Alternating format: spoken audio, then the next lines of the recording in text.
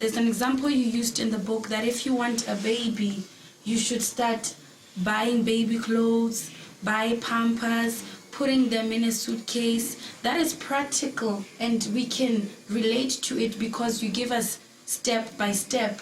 Unlike people who just say, have faith, but some people don't know what is faith. How do I do it?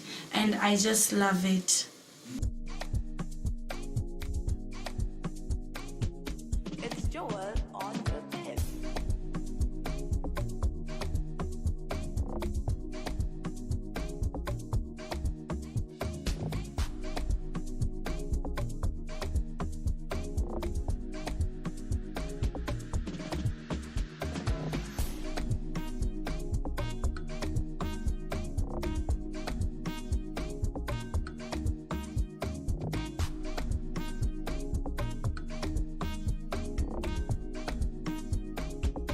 It's Joel on the tip. We are joined by such a phenomenal woman, a powerhouse. We are joined by Reverend Mom Patience Musipa. She is the co-founder of House of Refuge Global Ministries, the visionary of Travailing in Prayer. And she's a mother, she's a wife, and she operates in so many offices. But today, we are here to focus on her as an author of 2 wonderful books. And the first book is Faith That Cannot Be Denied. This is such a masterpiece. And another masterpiece called The Power of Balanced Woman, which was recently released, and it was so welcome, Reverend Mom Patience, to Girl Talk Show. It is such a privilege and an honor to have you with us today. Can you just greet the viewers? They would like to hear from you. How are you? It's good to be here today. Greetings from me here. Love you. So I understand that you operate in a lot of offices. As I said, that we're going to focus on you today as an author. Can you just tell us about the first book which I have here? It's called Faith That Cannot Be Denied. We just want to know what inspired you to write this book. Thank you so much for that question. Faith That Cannot Be Denied is my first book. And what inspired me to write this book is looking at the body of Christ. There's no more foundation. There's no more foundation. People, they are rushing into things which they don't even understand with no foundation. You know, everything in life is a foundation. When you're building, there's a foundation. When you're starting anything, there must be a foundation. So to me, we hear people talk about deliverance, people talk about prophecy, people talk about big things, but they don't even understand who God is and how He operates.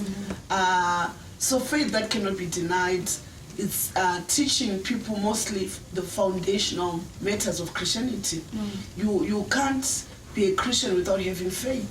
First of all, you've got to have faith in Jehovah God. And in order for you to have faith in Jehovah God, you've got to know is the foundation of Christianity. And it's all kind of difficult for you to have faith in someone whom you do not know. That's why people can't really walk in faith, because they don't even understand who Jehovah God is. Faith That Cannot Be Denied, it gives you a chance to know who Jehovah God is. So in Faith That Cannot Be Denied, I begin to describe who God is and how He operates and how we should address Him and who He is as the Godhead. So Faith That Cannot Be Denied, it gives someone the starting point in Christianity, how to operate in faith, and who is Jehovah God? Why should I have faith in Him? Why should I trust Him? Why should I have confidence in Him? That is Faith That Cannot Be Denied. And if you really read it, you grow in knowing who God is, Jehovah, the Father, in knowing who Jesus Christ is, the Son of Jehovah God, and knowing who the Holy Spirit is, and also understanding that God is one in 3. He operates in 3 dimensions, but is one God. And we ought to have faith in that God. That is the beginning of Christianity, having faith, because there's nothing you can get from Christianity without faith. You can't be delivered without faith. In order for the prophecy to work in your life, you've got to have faith. So faith it's an all-rounder. Christianity is the center of it all. We ought to walk in faith, because without faith it is impossible to please God. So faith that cannot be denied. For me, when I looked at the body of Christ, I saw people who no longer walked in faith. People who are now just wanting miracles. People are wanting things, but not wanting a relationship with God. But having faith in God, it gives you, it makes you to have a relationship with God. For me, it is the starting point of Christianity. If you begin to understand who Jehovah God is, who is the Godhead, how to connect and how to have faith in Him, then you can grow to many dimensions of God and Christianity. So faith that cannot be denied is my first book, and I have confidence in it, and a lot has happened when people have read that book. Wow. Well, I just love this book, and I've heard so many testimonies from different people concerning this book. I just want you to just share us the highlights for you, some of the highlights of these testimonies.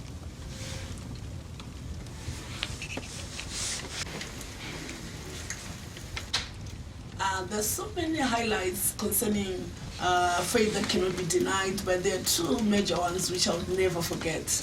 And you know, when I wrote Faith That Cannot Be Denied, I knew it was going to be a masterpiece and people were going to be helped if they take time to learn and to implement, but I never saw it like performing miracles. There are two major miracles which I heard concerning it. I met the people. There's a woman from who is in Lesotho here, but is a foreign national. She had issues with her legs, and she was actually using a wheelchair. And then she got in contact with Faith That Cannot Be Denied. I don't even know where she bought it, but she bought it. And then when she read it. She managed to come out of the wheelchair, and she started walking, not like properly, but at least walking. Wow. And then she started looking for me, because she heard that the person who wrote this book is here in Lesotho. I remember meeting someone I was just at the mall. So there's another woman who wants to see you, has read your book. Should we give them your number? I said, yes, you can give them my number. And she got in touch with me. I welcomed her to my home.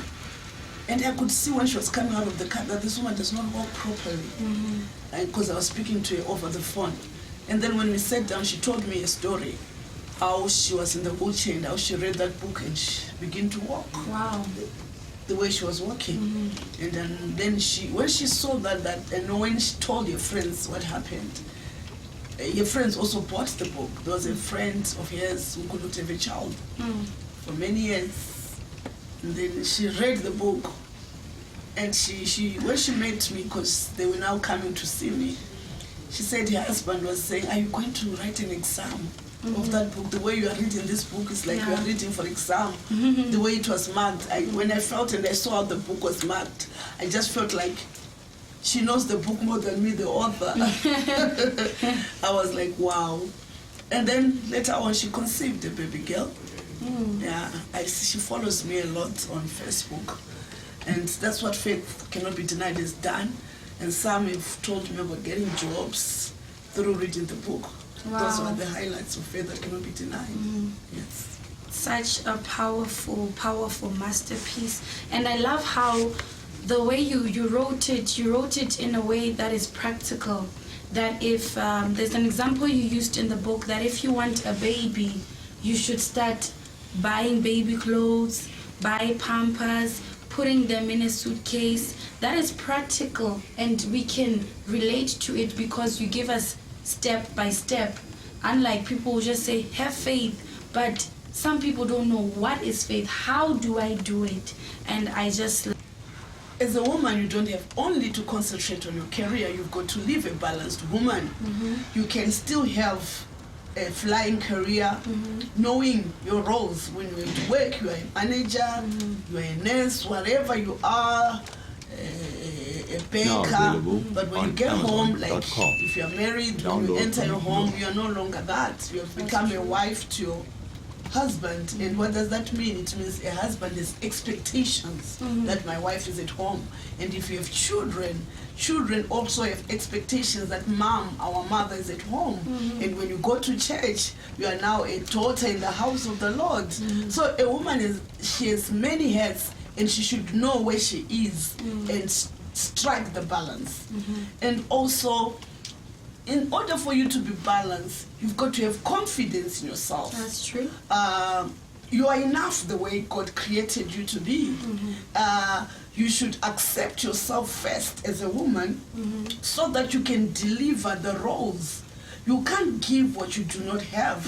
If you have no self-love, you can't then balance the offices. Because when we're talking about offices, wherever you are going, wherever you are balancing, you are ministering to people, you are serving people at work. You'll be serving as a manager, or as an administrator, or as a nurse, as a teacher. You are serving people. And when you get home, you are also serving your husband. So in order for you to be able to serve, first of all, you've got to be well emotionally. You've got to have confidence in yourself. You've got not to be threatened by anything. So I teach in that book that you are enough the way God created you to be. Don't try to be something else which you are not. Because these days, media is giving us a lot.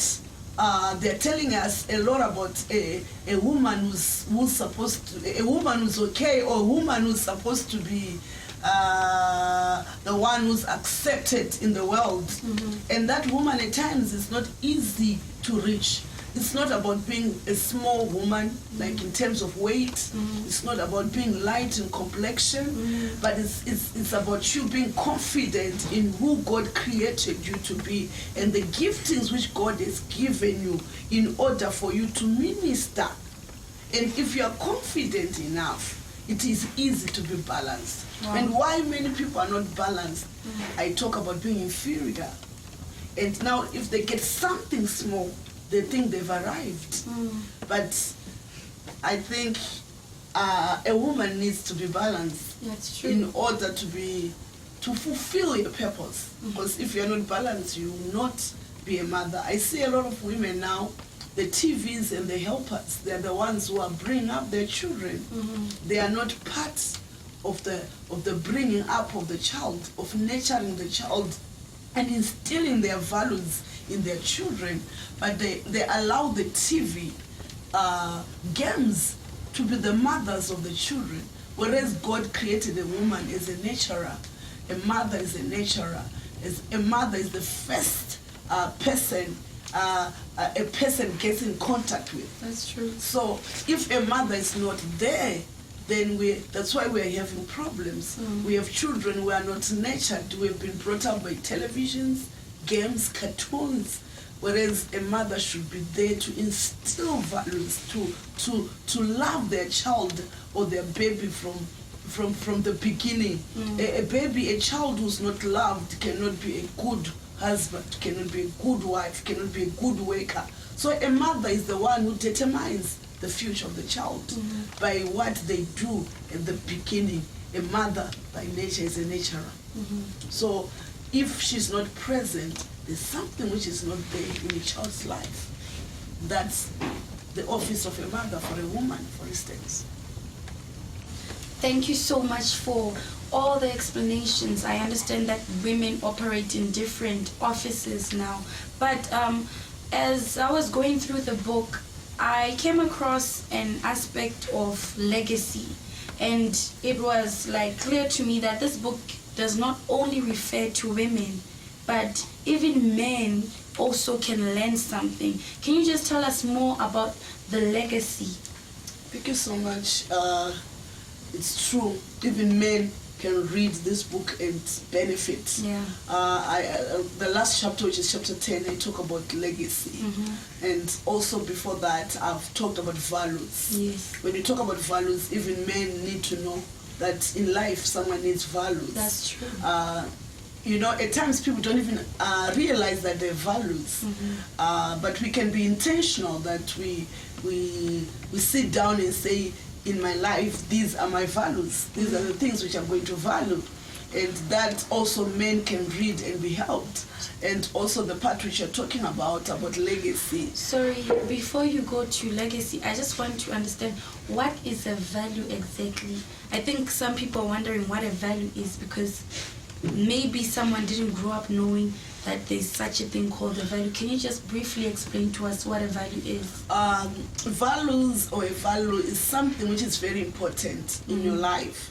Something which you say, I will do this.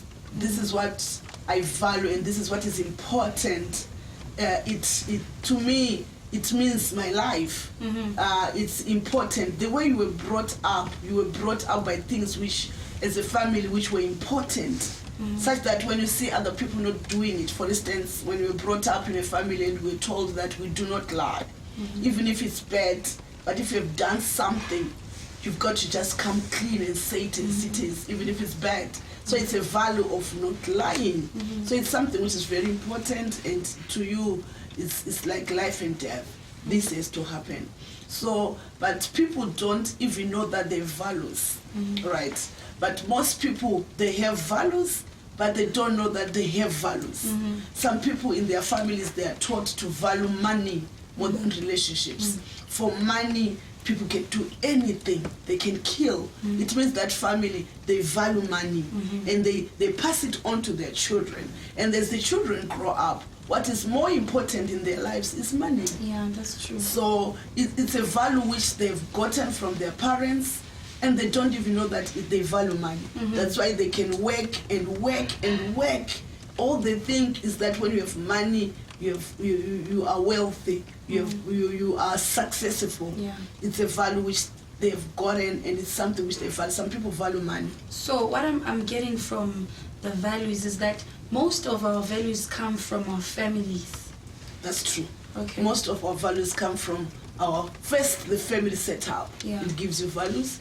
And also the community. Those who live in villages, they'll say the village they grew up in, townships, suburbs, it gives you values. And also the church, the religion also brings values. So yeah. That's very interesting. And the schools you also go to, Yeah. they also give you values. And you are not aware that they're giving you values. Wow, that's so eye-opening. So can you please tell us more about the legacy? The legacy, when I was writing, just preparing, and I wrote chapter 10, a balanced woman leaves a legacy. In my mind that time, I thought I was going to write about women in the Bible who left a legacy for their children. But then as I was writing, the Holy Spirit took me far away from that. And he began to show me that legacy is not only physical things like money, properties, inheritances, but you can leave a legacy to your children. For instance, the values you live with them, the values you instill in your children's lives. Because at times you find that parents leave a lot of money, but they have not left, the children have no values. And that money they can squander it with just before a year, the parents have died. But when you teach your children to value work, to value good stewardship, you teach them being good stewards, it means whatever you leave for them, it will go a long way. So legacy is not money, properties, say, but it's skills. It's what you teach your children: respecting people, hard work, good stewardship, relationship, honoring relationship, cooking, integrity. All those are the values which you leave your children with. That, in order for you, if you are a Christian, to be blessed, God does not bless you from nowhere, but God blesses you through the relationships which you have. So it is very important to keep the relationships which you offer God has given you. It's a value. A loyalty, it's a value. Being smart, like cleanness, is a value. That you don't cook before you bath. We do a lot of, like, for instance, in the suit where I live here, I see most girls know how to make sisutu bread. It's a legacy which the mother leaves, and the girl is to transfer to a child. It's going on and on. And when they're in trouble, I see them cooking that bread and sell it in town for 9 rand a piece, 9 maluti. Legacy. It's a legacy. So when you're in trouble, you remember my mom used to make bread. Yes. And you make bread and it gives you income. To me, that is legacy. So legacy is the skills you leave for your children. Like you teach your children business, you teach your children hard work, you teach your children to honor God and to have faith in God. All those things are legacies. And a balanced woman leaves a legacy for their children and their generations to come. Wow. It's something. We all have legacies, and a legacy is not only good. At times there's negative legacy. There's some people who have left the legacy of stealing. The father was always in prison. The sons are always what? In prison. It's also a legacy which has remained. But and I'm saying in this book, whether you're intentional or not, there's a legacy you always leave. So why not be intentional and begin to say, what legacy do I want to leave? Because going, we're all going. But what legacy am I going to leave?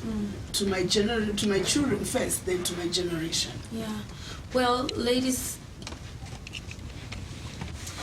thank you so much, Reverend Mom Patience, for being with us. Now I want more information on where can we get this masterpieces right here, because I'm sure a lot of viewers want to get their hands on these books. So, women of God, where can we get the books?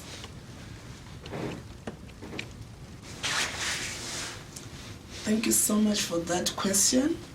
If you're in Lesotho, you can find these books at House of Refugee Global Ministries in Mahala Ditwe, Maseli, opposite Lesotho High, on your way to Loic. Or you can still have these books at Amazon.com. Amazon.com. Faith That Cannot Be Denied, The Power of a Balanced Woman. They are there for you. Thank you so much. Now available on Amazon.com. Download from your Kindle app. It was such a lovely session we had with Reverend Mom Patience. And can you just bid farewell to the people out there? Thank you so much for having me. It has been a pleasure to be here. Thank you so much for following us and watching this show. Thank you so much. I hope you'll be balanced in everything that you do. Bye. Love you. Stay blessed. Well, there you have it. The author in the house, Reverend Mom Patience. As for you, my loves, see you next week. Ciao for now. Bye. Mwah.